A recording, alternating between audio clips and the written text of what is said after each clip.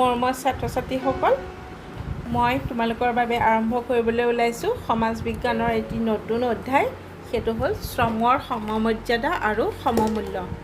এতিয়া শ্ৰমৰ সমমৰ্যাদা আৰু সমমূল্য বুলি ক'বলৈ যাওঁতে ইয়াত পুৰুষ আৰু মহিলাৰ শ্ৰম বা কামৰ সমমৰ্যাদা আৰু সমমূল্যৰ কথা ক'বলৈ যোৱা হৈছে। যদিও আমাৰ সংবিধানে, আমাৰ ভাৰতৰ গণতান্ত্ৰিক দেশখনত আমাৰ যিখন সংবিধান আছে, সংবিধানে কি দিছে, আমাক সমতাৰ অধিকাৰ দিছে। জাতি, ধৰ্ম, বৰ্ণ, লিংগ নিৰ্বিশেষে সমতা মানে সমান অধিকাৰ যিকোনো ক্ষেত্ৰতে। তথাপিও আমাৰ দেশ এতিয়াও বহুত পিছুৱাই আছে। এই 21 শতিকাটো সমমৰ্যাদা সকলো ক্ষেত্ৰতে মানে হোৱা নাই। আহাচোন আমি এই অধ্যায়টিৰ জৰিয়তে এইবোৰ বুজিবলৈ চেষ্টা কৰোঁ। এই পৃষ্ঠাটো দেখিছা, এইটো তোমালোকৰ অধ্যায়টিৰ প্ৰথম পৃষ্ঠা। ইয়াত কিছুমান ছবি দিয়া আছে। ছবিকেইটা ভালকৈ নিৰীক্ষণ কৰাচোন। কি দেখিছা তোমালোকে? যে এখন ছবিত আমি দেখিছোঁ ল'ৰাটোৱে ভাত খাই আছে আৰু মাকে গৰমৰ বাবে বিচি আছে, কিন্তু ছোৱালীজনীক বিচি থকা নাই। আৰু তলত ল'ৰাটোৱে পঢ়ি আছে আৰু সেইখিনি সময়তে ছোৱালীজনীয়ে কি কৰি আছে? ঘৰ ঝাৰু দি আছে। গতিকে আমাৰ দেশত অতি পুৰণি কালৰ পৰা আৰু এতিয়ালৈকে চলিয়ে আছে যে ছোৱালীক বা মহিলাসকলক অৱহেলাৰ দৃষ্টিৰে চোৱা হয়। যদিও আমি বহুত এইটো ক্ষেত্ৰত বহুত আগুৱাই গৈছোঁ, সেইবোৰ কমি গৈছে, তথাপিও এইটো সম্পূৰ্ণৰূপে নিৰ্মূল হোৱা নাই। গতিকে আমি এই অধ্যায়টিৰ জৰিয়তে এনেকুৱা কিছুমান কথা আমি ইয়াত পঢ়িবলৈ পাম। ইয়াতে কিছুমান কাহিনী দিয়া আছে। সেই কাহিনীসমূহৰ জৰিয়তে আমি কথাখিনি ভালদৰে উপলব্ধি কৰিবলৈ চেষ্টা কৰিম। এই অধ্যায়টিত এটি কাহিনী দিছে সুমিত্ৰা হাজৰিকা আৰু অৰুণ হাজৰিকা।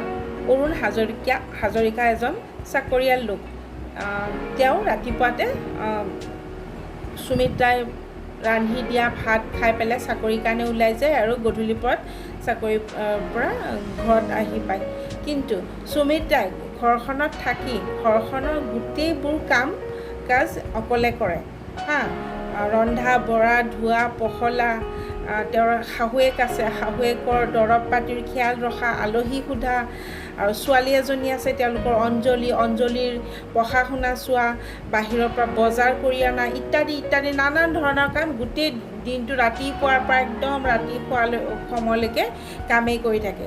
তথাপিও ইয়াত দিছে যে কোনোবাই ফোন কৰিছিলে আৰু অঞ্জলীয়ে ফোনটো ধৰোঁতে কি কাৰণত সুমিত্ৰাই নেজানে যে অঞ্জলীয়ে ফোনত কাৰোবাক উত্তৰ দিছে যে তাই কৈছে যে মোৰ মায়ে কাম নকৰে, ঘৰতে থাকে। মানে কাম নকৰে মানে চাকৰি নকৰে বাবে মাকক কাম নকৰে বুলি কৈছে। এইটো অঞ্জলীৰ দোষ নহয়, এইটো কিহৰ দোষ? পৰিৱেশৰ দোষ। আমাৰ সমাজ ব্যৱস্থাত এনেকুৱা পৰিৱেশ আমাৰ শিশুসকলক, আমাৰ ল'ৰা ছোৱালীসকলক আমি দি আহিছোঁ। আমাৰ সমাজ ব্যৱস্থাই শিকাইছে যে ঘৰত কাম কৰাটো কাম নহয়।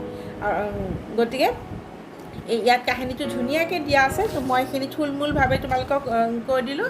এইটো তোমালোকে পঢ়িবা আৰু ভালদৰে বুজি পাবা। পাঠটিত আন এটা কাহিনী দিয়া আছে, সেইটো হ'ল মালতী দাস নামৰ এগৰাকী কাম কৰা মহিলাৰ কাহিনী। মালতী দাসে কি কৰে? চহৰৰ এঘৰ মানুহৰ ঘৰত কাম কৰে। তেওঁ ৰাতিপুৱা 6 বজাৰ পৰা 12 ঘণ্টা পৰ্যন্ত তেওঁ কাম কৰে, গোটেই দিনটো কাম কৰে।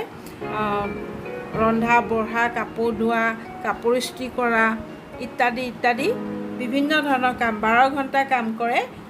আৰু 12 ঘণ্টা কামৰ ফলত তেওঁ দৰমহা কিমান পায়? মাহত 2000 টকা মাত্ৰ। আৰু এদিন ক্ষতি হ'লেও তেওঁৰ কি হয়? দৰমহা কটা যায়। আৰু কামত যদি কিবা অকণমান ভুল হোৱা যেন পায়, তেতিয়া মালিকে গালি গালাজ কৰে।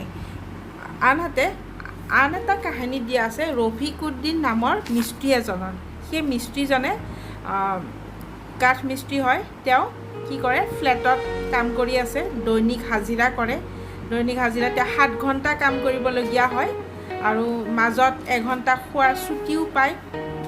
আৰু মালিকে কিবা ভুল হ'লে গালিও নাপাৰে, ভালদৰে বুজাইহে দিয়ে আৰু যদি এক্সট্ৰা কাম কৰে তাৰ বিনিময়ত বকচিচো দিয়ে হা আৰু তেওঁ কিমান পায় দৈনিক হাজিৰা কিমান পায় 300 টকা পায় গতিকে এই কাহিনীকেইটা তোমালোকৰ এই অধ্যায়টি দিয়াৰ উদ্দেশ্যটো হৈছে এয়াই যে মহিলা আৰু পুৰুষৰ মাজত যে পাৰ্থক্যটো এতিয়াও আমাৰ সমাজত ইমান শিপাই আছে এতিয়াও আছে যে সেই কথাটো আমি উপলব্ধি কৰিব লাগিব মহিলাক এতিয়াও অৱহেলা কৰা হয় পুৰুষৰ সমান মহিলাৰ প্ৰতিভা সামৰ্থ্য বুদ্ধিবৃত্তি ইত্যাদি নাই বুলি ভবা হয় পুৰুষক বেছি গুৰুত্ব দিয়া হয় সদায় সেয়েহে পুৰুষক হাজিৰাই হওক বা শ্ৰমৰ মৰ্যাদাই হওক বেছিকৈ দিয়া হয় মহিলাজনীয়ে মালতীয়ে সেই ৰফিকুদ্দিনতকৈ যথেষ্ট পৰিমাণে বেছি কাম কৰিছে 12 ঘণ্টা কাম কৰিছে তেওঁৰ মাজত ছুটিও নাপায় আৰু মাত্ৰ তেওঁৰ দৰমহা কিমান মাহত 2000 অথচ ৰফিকুদ্দিনৰ দৈনিক হাজিৰা 300 টকা গতিকে তোমালোকে চিন্তা কৰি চোৱা পুৰুষ আৰু মহিলাৰ মাজত পাৰ্থক্য কিমান আছে আমাৰ সমাজত তলত 185 পৃষ্ঠাটোত তোমালোকৰ এখন টেবুল দিয়া আছে গতিকে সেই টেবুলখনত তোমালোকে মালতীৰ কিমান সময় কাম কৰে জিৰণি কিমান পইচা পায় ৰফিকুদ্দিনৰ তেনেকৈ সেই টেবুলখন তোমালোকে ভালদৰে অধ্যয়ন কৰি ল'বা গতিকে এই ঘটনাবিলাকৰ জৰিয়তে আমি এতিয়া বুজি পাওঁ যে এই 21 শতিকাটো এই আমাৰ ভাৰতৰ নিচিনা এখন গণতান্ত্ৰিক দেশত য'ত সংবিধানে আমাক ইমানখিনি অধিকাৰ দি থৈছে তাৰ পাছতো আমাৰ এতিয়াও পুৰুষ মহিলাৰ মাজত ইমান পাৰ্থক্য এতিয়াও আমাৰ সমাজ ব্যৱস্থাই ৰাখি থৈছে আমি সেইবোৰ সম্পূৰ্ণৰূপে আঁতৰাবলৈ এতিয়াও সক্ষম হোৱা নাই এতিয়া আমাৰ প্ৰধানমন্ত্ৰীয়ে ভাৰত চৰকাৰে এতিয়া নানান ধৰণৰ আঁচনি লৈছে মহিলাৰ মানে উন্নয়নৰ কাৰণে বা মহিলা সবলীকৰণৰ কাৰণে নানান ধৰণৰ আঁচনি গ্ৰহণ কৰিছে বেটী বচাও বেটী পঢ়াও বা ছোৱালীসকলে যাতে ঘৰৰ কাম কাজত নিজকে ব্যস্ত ৰাখি নিজৰ ভৱিষ্যতটো নষ্ট নকৰি পেলাই পঢ়াশালীলৈ ওলাই আহি পেলাই নিজৰ ভৱিষ্যত গঢ়িব পাৰে তেনেকুৱা মানে উৎসাহিত কৰা হৈছে বিভিন্ন ধৰণৰ আঁচনি লোৱা হৈছে গতিকে আমি তোমালোকে এইবোৰ কথা উপলব্ধি কৰিবা গতিকে তোমালোকেও নিজৰ ক্ষেত্ৰতো কেতিয়াও ছোৱালী বুলি যিসকল ইয়াত ছাত্ৰী আছে সেই ছাত্ৰীসকলৰ উদ্দেশ্যে মই কৈছোঁ তোমালোকে কেতিয়াও নিজকে হীন বুলি নাভাবিবা তোমালোকে সমান পুৰুষ মহিলা বুলি কোনো কথা নাই পুৰুষ মহিলা সকলোৰে কি আছে একেই সমান প্ৰতিভা সমান বুদ্ধি সমান সামৰ্থ্য আছে হা তাৰ উদাহৰণ আমি এতিয়া অধ্যায়টিতে পাম তোমালোকে মনোযোগ সহকাৰে কথাখিনি এই ছবিখন কাৰ তোমালোকে চিনি পাইছানে এইখন হ'ল প্ৰতিভা দেৱী সিং পাটিলৰ ছবি এখেত কোন আছিল তোমালোকে শুনিছানে বাৰু এখেত ভাৰতৰ ৰাষ্ট্ৰপতি হ'বলৈ সক্ষম হৈছিলে প্ৰথম মহিলা ৰাষ্ট্ৰপতি ভাৰতৰ প্ৰথম মহিলা ৰাষ্ট্ৰপতি এখেতৰ জন্ম হৈছিলে মুম্বাইৰ এখন গাঁৱত তেখেতে দুটা বিষয়ত স্নাতকোত্তৰ ডিগ্ৰী লাভ কৰিছে আইন বিষয়তো স্নাতক ডিগ্ৰী লাভ কৰিছে তেখেতে 27 বছৰ বয়সৰ পৰাই কি কৰিছে ৰাজনৈতিক কৰ্মক্ষেত্ৰত মানে নামি পৰিছে তেখেত ৰাজ্যসভাৰ সদস্য হৈছে লোকসভাৰ সদস্য হৈছে তেখেত ৰাজস্থানৰ ৰাজ্যপাল হৈছে আৰু শেষত 2007 চনত তেখেত ভাৰতবৰ্ষৰ প্ৰথমগৰাকী মহিলা ৰাষ্ট্ৰপতি হ'বলৈ হোৱাৰ যিটো গৌৰৱ সেই গৌৰৱ অৰ্জন কৰিছে এয়া এগৰাকী মহিলাই হয় যিয়ে ভাৰতবৰ্ষৰ সৰ্বোচ্চ পদটি এইখন ছবি চোৱাচোন এইখন ছবি হ'ল অসম জীয়ৰী মামণি ৰয়ছম গোস্বামী অসমত জন্ম লাভ কৰা গতিকে এখেত হ'ল তোমালোকে নিশ্চয় শুনিছা এখেতৰ নাম তেখেত হ'লে বিখ্যাত কবি ঔপন্যাসিক গল্পকাৰ প্ৰবন্ধকাৰ তাৰোপৰি তেখেত কি আছিল দিল্লী বিশ্ববিদ্যালয়ৰ অসমীয়া বিভাগৰ মুৰব্বী অধ্যাপিকা গতিকে মুৰব্বী অধ্যাপিকা হিচাপে অসমীয়া বিভাগৰ তেখেতে কাৰ্যনিৰ্বাহ কৰিছিল তাৰোপৰি তেখেতে সাহিত্য অকাডেমি বঁটা পাইছে তেখেতে সৰ্বশ্ৰেষ্ঠ যি জ্ঞানপীঠ বঁটা অৰ্জন কৰিবলৈ সক্ষম হৈছে। গতিকে এইগৰাকী এগৰাকী অসম জীয়ৰী, গতিকে এখেতে ইমানখিনি সন্মান লাভ কৰিবলৈ সক্ষম হৈছে। এইবাৰ চোৱা আন এগৰাকী মহিলাৰ ছবি। এগৰাকীক চিনি পাইছেনে তোমালোকে? এইগৰাকী হ'ল বিখ্যাত মহাকাশ বিজ্ঞানী কল্পনা চাওলা। নামটো শুনিছানে বাৰু তোমালোকে? তেওঁ এগৰাকী ভাৰতীয় মহিলা। তেখেতে পঞ্জাৱ অভিযান্ত্ৰিক মহাবিদ্যালয়ৰ পৰা বৈমানিক অভিযন্তা হিচাপে ডিগ্ৰী লাভ কৰিছিল। পাছত আমেৰিকাত আৰু উচ্চ শিক্ষা লাভ কৰিছিল সেই বিষয়ত। তাৰ পাছত আমেৰিকাৰ যি প্ৰসিদ্ধ মহাকাশ গৱেষণাকাৰী সংস্থা নাছা শুনিছা নহয় তোমালোকে? নাছাত মহাকাশচাৰী বিজ্ঞানী হিচাপে কামত যোগদান কৰে। তেওঁ অতি দক্ষতাৰে তেওঁৰ কৰ্মৰ পৰিচয় দাঙি ধৰিছিল। তেখেত দুবাৰ মহাকাশলৈ গৈছিল।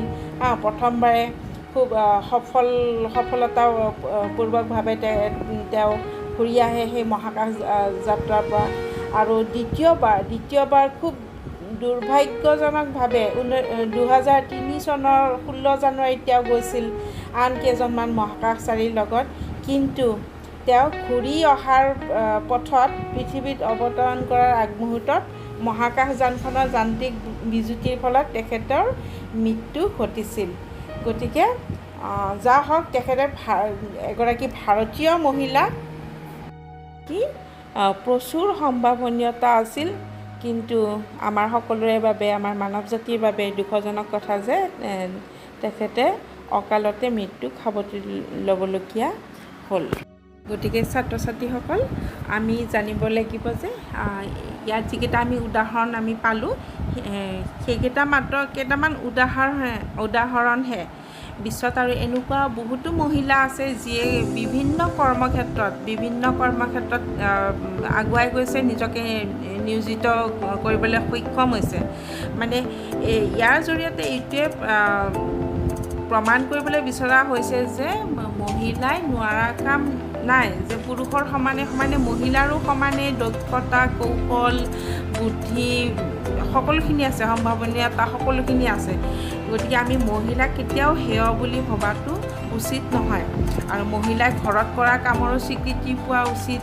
আৰু এখন সমাজৰ উন্নতি তেতিয়াহে সম্ভৱ যেতিয়া পুৰুষ মহিলাক সমানে মৰ্যাদা দিয়া হ'ব, তেওঁলোকৰ শ্ৰমক সমমূল্য দিয়া হ'ব। আমি পুৰুষৰ তুলনাত মহিলাক কেতিয়াও দুৰ্বল বুলি ভবা উচিত নহয়। সমাজৰ উন্নতিত মহিলাৰ অৱদান অনস্বীকাৰ্য। মহিলাই যদি তেওঁলোকৰ অৱদান নবঢ়ায়, কেতিয়াও সমাজ এখন আগবাঢ়িব নোৱাৰে। গতিকে আমি মহিলা সবলীকৰণৰ ওপৰত সকলোৱে মিলি আমি প্ৰচেষ্টা হাতত ল'ব লাগিব। তোমালোকে অতি গুৰুত্বপূৰ্ণ এইটো অধ্যায়, তোমালোকে অধ্যায়টো ঘৰত ধুনীয়াকৈ পঢ়িবা। ধন্যবাদ ছাত্ৰ ছাত্ৰীসকল।